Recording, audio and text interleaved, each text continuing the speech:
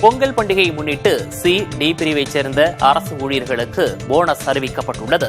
இதுகுறித்து வெளியிடப்பட்ட அறிக்கையில் 2024-2025 ஆண்டிற்கான மிகை ஊதியம் மற்றும் பொங்கல் பரிசு வழங்கிட 183 கோடியே 86 லட்சம் ரூபாய் நிதி ஒதுக்கீடு செய்யப்பட்டிருப்பதாக குறிப்பிடப்பட்டுள்ளது.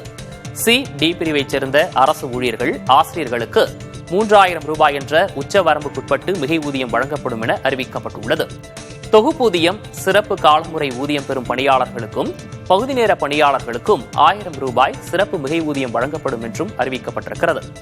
சி மற்றும் டி பிரிவுகளைச் சேர்ந்த ஓய்வூதியதாரர்கள், குடும்ப ஓய்வூதியதாரர்கள், முன்னாள் கிராம அலுவலர்கள் மற்றும் கிராம உதவியாளர்களுக்கு 1000 ரூபாய் பொங்கல் பரிசு வழங்கப்படும் என அறிவிக்கப்பட்டுள்ளது. சென்னையில் கடந்த 4 நாட்களில் ஒரு சவரன் தங்கம் 5280 ரூபாய் விலை குறைந்துள்ளது. கடந்த மாதம் வரலாற்றில் இல்லாத அளவுக்கு தங்கம் புதிய உச்சத்தை தொட்ட நிலையில் கடந்த 4 நாட்களாக தங்கம் விலை சற்று குறைந்து வருகிறது. அதன்படி தங்கம் விலை சவரனுக்கு 320 ரூபாய் குறைந்து 99,520 ரூபாய்க்கு விற்பனை செய்யப்பட்டு வருகிறது. ஒரு கிராம் தங்கம் 40 ரூபாய் விலை குறைந்து 12,440 ரூபாய்க்கு விற்பனை செய்யப்படுகிறது. இதேபோல் 1 கிலோ வெள்ளி 1000 ரூபாய் விலை குறைந்து 2,56,000 ரூபாய்க்கு விற்பனையாகிறது. 1 கிராம் வெள்ளி 1 ரூபாய் விலை குறைந்து 256 ரூபாய்க்கு விற்பனை செய்யப்படுகிறது. தமிழகத்தில் நிதி நிர்வாகமும் சரியில்லை, நீதி நிர்வாகமும் சரியில்லை என்று பாஜக மாநில தலைவர் நைனா நாகேந்திரன் குற்றம் சாட்டினார். நெல்லையில் செய்தியாளர்களிடம் பேசிய அவர், கடன் வாங்கியாவது பொங்கல் பரிசு தொகை வழங்குவார்கள் எனவும் குறிப்பிட்டுள்ளார். கடந்த அதிமுக ஆட்சியில் இருந்த 4.5 லட்சம் கோடி, ஆனா இன்னைக்கு அவர் 4.5 லட்சோடு நிப்பாட்டியிருந்தால் அவருடைய நிர்வாக திறமை நல்ல திறமையான முறையில் அவர்கள் ஆட்சி செய்திருக்கிறார்கள். பைனான்ஸ் நல்ல நிர்வாகம் பண்ணியிருக்கா நம்ம சொல்ல முடியும். ஆனா 9 லட்சம் கடனுக்கு தாண்டி இன்னைக்கு பொங்கலுக்கு 5000 ரூபாய் கொடுக்க முடியாத ஒரு சூழ்நிலை திணறிட்டு இருக்கிறாங்க. யார்கிட்ட போய் கடன் வாங்கலாம் அப்படிங்கிற முறையில இருக்கிறாங்க.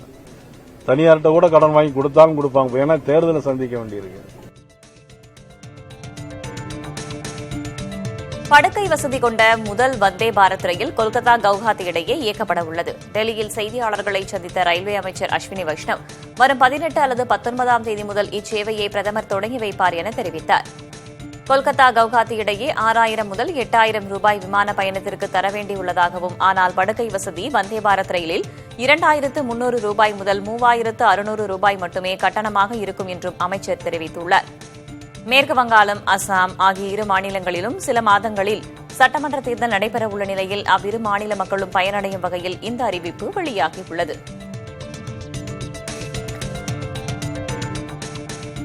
இந்தியாவின் 77வது குடியரசு தினத்தை முன்னிட்டு டெல்லி கடமை பாதையில் அணிவகுப்பு தொடர்பான ஒத்திகை நிகழ்ச்சிகள் நடைபெற்று வருகின்றன.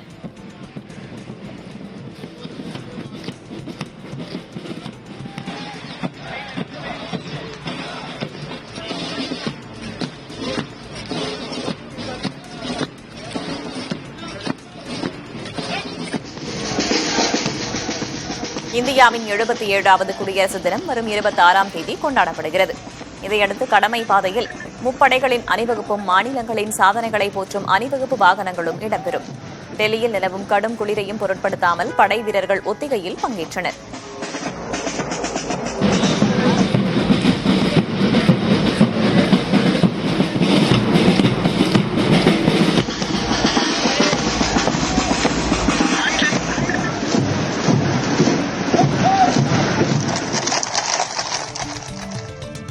அமெரிக்க அதிபர் டொனால்டு டிரம்ப் தனது புளோரிடா சொகுசு விடுதியில் வித்தியாசமான ஏலம் ஒன்றை நடத்தியுள்ளார். புத்தாண்டு கொண்டாட்டத்தில் தனது மனைவி மெல்னியாவுடன் டிரம்ப் கலந்து கொண்டு சிறப்பித்தார். அதனைத் தொடர்ந்து வனேசா ஹொராபுயோனா என்ற ஓவிய கலைஞர் ஸ்பீட் பெயிண்டிங் முறையில் இயேசு கிறிஸ்துவின் ஓவியத்தை வரைந்தார். இந்த ஓவியத்தை அதிபர் டிரம்ப் நேரடியாக ஏலமிட்டார். இறுதியாக இந்த ஓவியம் இந்திய ரூபாயின் மதிப்பில் 23 கோடிக்கு ஏலம் போனது. இந்த தொகை குழந்தைகள் ஆராய்ச்சி மருத்துவமனைக்கும் காவல்துறை அலுவலகங்களுக்கும் நன்கொடையாக வழங்கப்பட்டது. ஆங்கில புத்தாண்டை முன்னிட்டு சென்னை மெரினா கடற்கரையில் பொதுமக்கள் படையெடுத்தனர். அவர்கள் கடலின் அழகை ரசித்தும் உணவுப் பொருட்களை ருசித்தும் மகிழ்ந்தனர். இதனால் அப்பகுதி கடைகளில் வழக்கத்தை விட அதிகமாக வியாபாரம் நடைபெற்றது. பொதுமக்கள் குவிந்ததையொட்டி மெரினா கடற்கரையில் 300க்கும் மேற்பட்ட காவல்துறையினர் பாதுகாப்பு பணியில் ஈடுபட்டு வருகின்றனர். புகழ்பெற்ற சுற்றுலா தலமான குற்றாலத்தில் புத்தாண்டு விடுமுறையை முன்னிட்டு அதிகாலை முதலே சுற்றுலா பயணிகள் குவிந்தனர். மெயினருவி, ஐந்தருவி மற்றும் பழைய குற்றாலம் அருவிகளில் மிதமான அளவில் தண்ணீர் கொட்டுகிறது. கடும் குளிரையும் பொருட்படுத்தாமல் குடும்பமாக வருகை தந்த மக்கள் அருவியில் நீராடி புத்தாண்டை வரவேற்றனர். கூட்ட நெரிசலை கட்டுப்படுத்த காவல்துறையினர் பாதுகாப்பு பணியில் ஈடுபட்டனர்.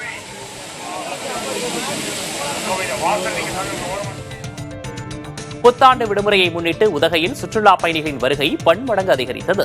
உதகை தாவரவியல் பூங்கா, படகு இல்லம் மற்றும் தொட்டபெட்டா உள்ளிட்ட இடங்களில் மக்கள் கூட்டம் அலைமோதியது. பெரும்பாலான சுற்றுலா பயணிகள் மலை ரயிலில் பயணிக்க ஆர்வம் காட்டினர். சுற்றுலா பயணிகள் வருகையால் தங்கும் விடுதிகள் அனைத்தும் நிரம்பி வழிந்தன.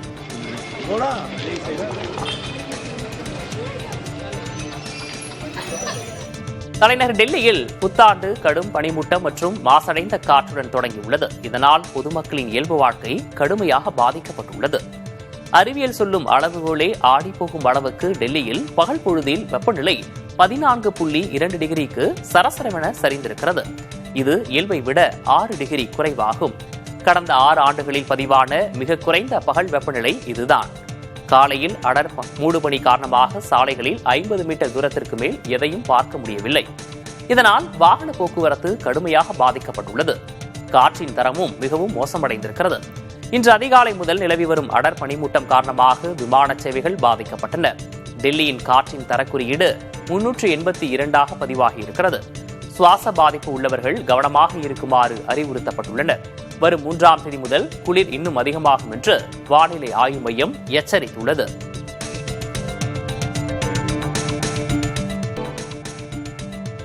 தமிழ்நாடு, புதுச்சேரி, கேரளா சட்டமன்ற தேர்தலுக்காக அதிமுக சார்பில் 10,175 விருப்ப மனுக்கள் பெறப்பட்டுள்ளன.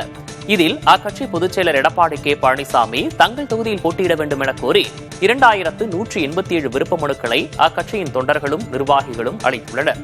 மேலும் தமிழ்நாடு, புதுச்சேரி, கேரளா சட்டமன்ற தேர்தல்களில் போட்டியிட தங்களுக்கு வாய்ப்பு கோரி 7,988 விருப்ப மனுக்கள் அதிமுக தொண்டர்களாலும் நிர்வாகிகளாலும் அளிக்கப்பட்டிருக்கிறது.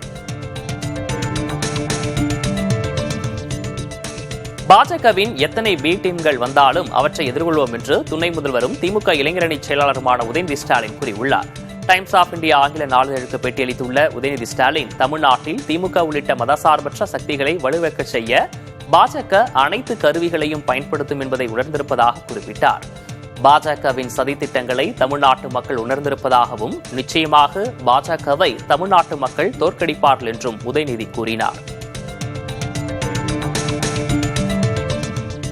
அதிமுக எவ்வளவு பலவீனம் அடைந்திருந்தாலும் அதுவே திமுகவின் பிரதான அரசியல் எதிரி என்று துணை முதல்வரும் திமுக இளைஞரணி செயலாளருமான உதயநிதி ஸ்டாலின் கூறியுள்ளார். ஆங்கில நாளிதழுக்கு பேட்டியளித்துள்ள உதயநிதி, நெடுங்காலமாக அதிமுகவே திமுகவின் அரசியல் எதிரியாக இருந்து வந்துள்ளதாகவும், ஆனால் தற்போதைய சூழலில் திமுகவுக்கு வலுவான எதிரி யாரும் இல்லை என்றும் கூறியுள்ளார்.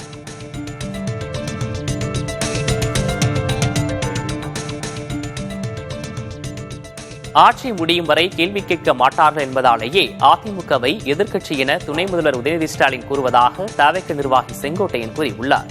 திருப்பூர் மாவட்டம் சிவன்மலை பகுதியில் தவேக கிளை அலுவலகத்தை அவர் திறந்து வைத்தார். பின்னர் பேட்டியளித்த அவர், தமிழ்நாட்டில் ஜனநாயகத்தை காப்பாற்ற ஜனநாயகன் திரைப்படம் வெளியாகவிருப்பதாகவும் கூறினார்.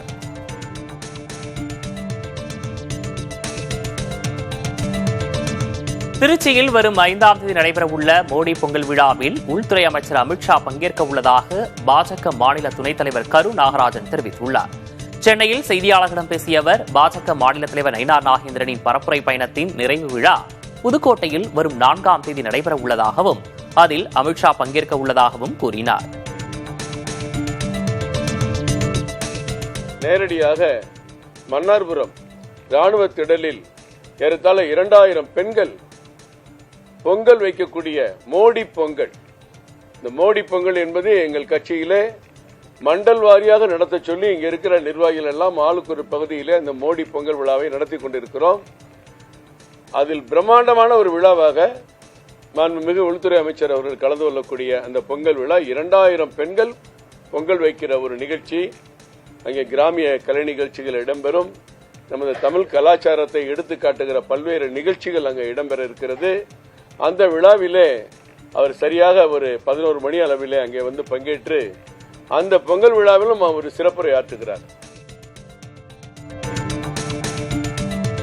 அமித்ஷா வருவதற்காக தங்களுக்கு யாரும் எந்த அழைப்பும் விடுக்கவில்லை என தேமுதிக பொதுச்செயலர் பிரேமலதா விஜயகாந்த் தெரிவித்தார். ஆங்கில புத்தாண்டை ஒட்டி தேமுதிக அலுவலகத்தில் அக்கட்சியின் பொதுச்செயலர் பிரேமலதா விஜயகாந்த் கட்சி நிர்வாகிகளோடு புத்தாண்டை கொண்டாடினார். பின்னர் விஜயகாந்த் நினைவிடத்திற்கு வருகை தந்த பொதுமக்களுக்கு அன்னதானம் வழங்கினார். தொடர்ந்து செய்தியாளர்களிடம் பேசிய அவர் தேமுதிக அங்கம் வகிக்கும் கூட்டணியே 2026 வெற்றி பெறும் என நம்பிக்கை தெரிவித்தார். இதுவரைக்கும் அதிகாரப்பூர்வமா யாரும் எங்களை பேசவும் இல்லை, யாரும் அழைக்கவும் இல்லை என்பதுதான் உண்மை. தேமுதிக அங்கம் வகிக்கும் கூட்டணி தான் இந்த முறை நிச்சயம் ஆட்சி அமைக்கும். அதுல எந்த மாற்று கருத்தும் இல்லை என்பதை நாங்கள் உறுதியா சொல்றோம். சமவேளைக்கு சம ஊதியம் வழங்க வலியுறுத்தி சென்னையில் 7வது நாளாக இடைநிலை பதிவுமுப்பு ஆசிரியர்கள் போராட்டத்தில் ஈடுபட்டனர். டிசம்பர் 26 முதல் வெவ்வேறு இடங்களில் போராட்டம் மேற்கொண்டு கைதாகி வரும் நிலையில் எழும்பூரில் ஆசிரியர்கள் ஆர்ப்பாட்டத்தில் ஈடுபட்டனர். பல்வேறு மாவட்டங்களிலிருந்து வந்திருந்த இடைநிலை ஆசிரியர்கள் தங்கள் கோரிக்கைகளை முன்வைத்து முழக்கங்களை எழுப்பினர். இதையடுத்து போக்குவரத்து பாதிப்பு ஏற்படாமல் இருப்பதை உறுதிப்படுத்த அந்த பகுதியில் காவல்துறையினர் குவிக்கப்பட்டனர். தங்கள் கோரிக்கைகளை நிறைவேற்றும் வரை போராட்டம் தொடரும் என தெரிவித்துள்ள அவர்கள் பள்ளிகள் திறக்கப்பட்டாலும் போராட்டம் தொடரும் என அறிவித்துள்ளனர். எங்களோட நியாயமான கோரிக்கையாக தான் வந்திருக்கோம். இந்த போராட்டத்தை நாங்கள் கைவிட மாட்டோம். எங்கள் கோரிக்கை நிறைவேற்றுறதுல உங்களுக்கு என்ன காம்ப்ளிகேஷன் இருக்குன்னு எங்களுக்கு தெரியல. 3 வருஷம் ஆச்சு இந்த குழு அமைச்சு. இந்த குழுவை கூப்பிட்டு என்ன இவங்களுக்கு இருக்கு அப்படிங்கிறத உங்களால சால்வ் பண்ண முடியாதா? முதல்வர் எங்களை அழைச்சி எங்களை கூப்பிட்டு பேசி எங்களுக்கு ஊதிய முரண்பாடை கலைஞ்சு தரணும். நாங்கள் மனசெலவில், உடல் அளவில், ஊதிய தலைவில் எல்லாத்திலையும் பாதிக்கப்பட்டு இந்த களத்தில் உட்கார்ந்துருக்கோம்.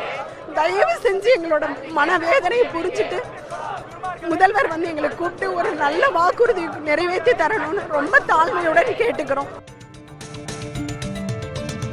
போராடும் இடைநிலை ஆசிரியர்களின் கோரிக்கைகளை தமிழ்நாடு அரசு உடனடியாக நிறைவேற்ற வேண்டும் என பாமக நிறுவனர் ராமதாஸ் வலியுறுத்தியுள்ளார். இதுகுறித்து அறிக்கை வெளியிட்டுள்ள அவர் பழைய ஓய்வூதிய திட்டத்தை அமல்படுத்துதல், இடைநிலை ஆசிரியர்களுக்கு சம ஊதியம் வழங்குதல், காலி பணியிடங்களை நிரப்புதல் உள்ளிட்ட கோரிக்கைகளை வலியுறுத்தி ஆசிரியர்கள் 1 வார காலமாக போராடி வருகின்றனர்.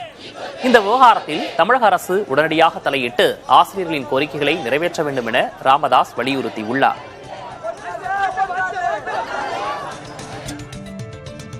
கட்டமைப்பு வசதிகளை ஏற்படுத்துவதற்காக மட்டுமே கடன் வாங்கியதாக திமுக அரசு கட்டமைத்த பிம்பம் தகர்க்கப்பட்டுவிட்டதாக பாமக தலைவர் அன்புமணி ராமதாஸ் விமர்சித்துள்ளார். இதுகுறித்து அவர் வெளியிட்ட அறிக்கையில் திமுக ஆட்சி காலத்தில் 3,86,000 கோடி ரூபாய் அளவுக்கு கடன் வாங்கிவிட்டு 1,66,000 கோடி ரூபாய் மட்டுமே செலவு செய்துள்ளதாக குற்றஞ்சாட்டியுள்ளார். 43.11% தொகையை மட்டும் கட்டமைப்புகளை ஏற்படுத்துவதற்காக செலவிடப்பட்டுள்ளதாக குறிப்பிட்டுள்ள அன்புமணி மீதமுள்ள 2,20,000 கோடி ரூபாய் கடன் என்ன ஆனது என கேள்வி எழுப்பியுள்ளார். ஒவ்வொரு குடும்பத்தின் பெயரிலும் 6 லட்சம் ரூபாய் கடனை வாங்கி வைத்திருக்கும் திமுக அரசுக்கு தேர்தலில் மக்கள் பாடம் புகட்டுவார்கள் என்றும் கூறியுள்ளார்.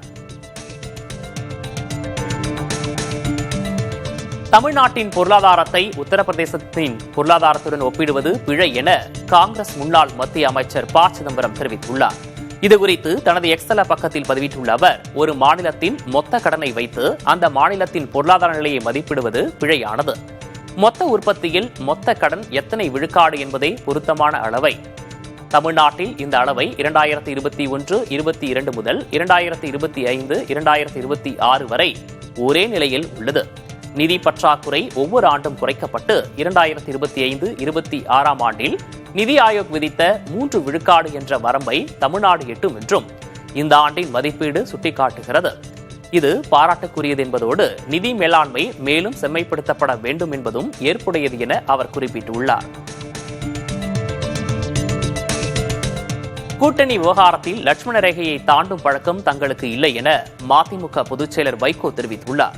காங்கிரஸ் உட்கட்சி விவகாரத்தில் கூட்டணி கட்சிகள் தலையிடக்கூடாது என்றும் லட்சுமண ரேகையை தாண்டக்கூடாது எனவும் அக்கட்சியின் எம்பி மாணிக்கம் தாகூர் கூறியிருந்தார். இந்நிலையில் சென்னையில் செய்தியாளர்களிடம் பேசிய மதிமுக பொதுச்செயலர் வைகோ யார் எவ்வளவு கூட்டத்தை கூட்டினாலும் இந்த ஆண்டில் திமுக ஆட்சி அமைக்கும் என நம்பிக்கை தெரிவித்துள்ளார். லட்சுமண ரேகையை தாண்டுற வழக்கம் எங்களுக்கு எப்பயுமே கிடையாது. லட்சுமண ரேகைங்கிறது லட்சுமணன் கோடு கிழிச்சு சீதையிட்ட இந்த கோட்டை தாண்டி வெளியே வராத நீ உள்ளே இருன்னு சொல்லி வற்புறுத்தி அனுப்புனதுனால சீதா அபயம், லட்சுமணா அபயம்னு சத்தம் கேட்குது, உங்கள் அண்ணன் உயிருக்கு ஆபத்து வந்துருச்சு, நீங்கள் போங்கும்போது போக மாட்டேன்பா. போக மாட்டேன்னா அப்போ நான் அண்ணன் சாகட்டும் தான் இது வரைக்கும் இருந்தீங்களான்னு ஒரு கொடிய வார்த்தைகளை சொன்னதுனால கோடு கிழிச்சு இதுக்கிட்டு வராதுன்னு சொல்லிட்டு போகிறான். ராவணன் என்னன்னா அந்த கோட்டுக்குள்ளே போகலை, அந்த கோட்டுக்கு வெளியே இருக்கக்கூடிய பூமியவே அப்படியே பேர் எடுத்துட்டு போகிறான்னு கம்பன் எழுதியிருக்கிறான். இதுதான் லட்சுமண ரேகாவினுடைய வரலாறு. நாங்களும் எங்கள் எல்லை தாண்டி போகிறதில்ல. எந்த கருத்துக்களை சொல்லணுமோ கூட்டணி தர்மம் தலைப்பதற்கும் கூட்டணி தலைமையை மதித்து செயல்படுவதற்கும் இலக்கணமாக செயல்படுகிற கட்சி மறுமலர்ச்சி திராவிட முன்னேற்ற கழகம். அதனால் நாங்கள் அந்த மாதிரி விதத்தில் கூட்டணியில் இருக்கக்கூடிய எந்த கட்சியையும் விமர்சிக்கிற வகையிலோ புண்படுத்துகிற வகையிலோ நாங்கள் எந்த கருத்தும் சொல்ல மாட்டோம். திமுக கூட்டணி நீடிப்பது சந்தேகம் என பாஜக மூத்த தலைவர் தமிழிசை சவுந்தரராஜன் தெரிவித்துள்ளார். சென்னை கே நகரில் ஆங்கில புத்தாண்டை முன்னிட்டு பாஜக சார்பில் தமிழிசை சவுந்தரராஜன் நலத்திட்ட உதவிகளை வழங்கினார்.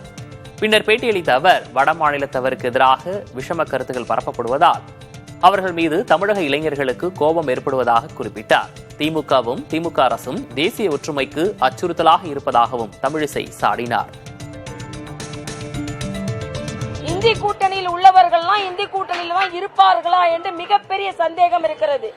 எப்ப பார்த்தாலும் தேசிய ஜனநாயக கூட்டணியை எட்டி பார்த்துட்டு இருந்தாங்க. இன்னைக்கு அவங்க முட்டி மோதிக்கிட்டு இருக்காங்க, நல்லா தெரியுது.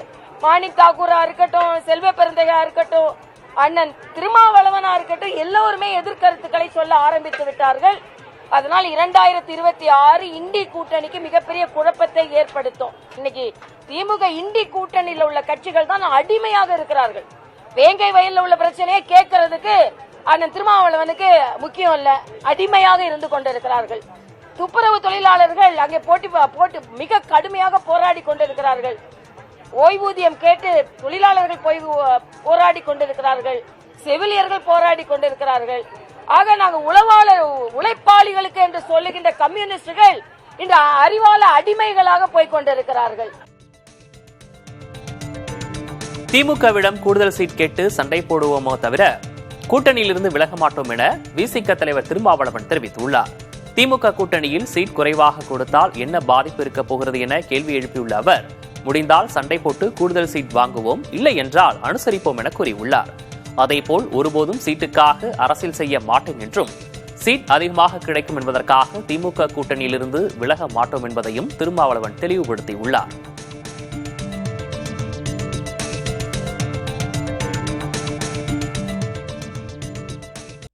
மாண்புமிகு முதல்வர் மீண்டும் முதல்வராக வேண்டும் என அதிமுக முன்னாள் அமைச்சர் செல்லூர் ராஜு பேசியது வைரலாகி இருக்கிறது.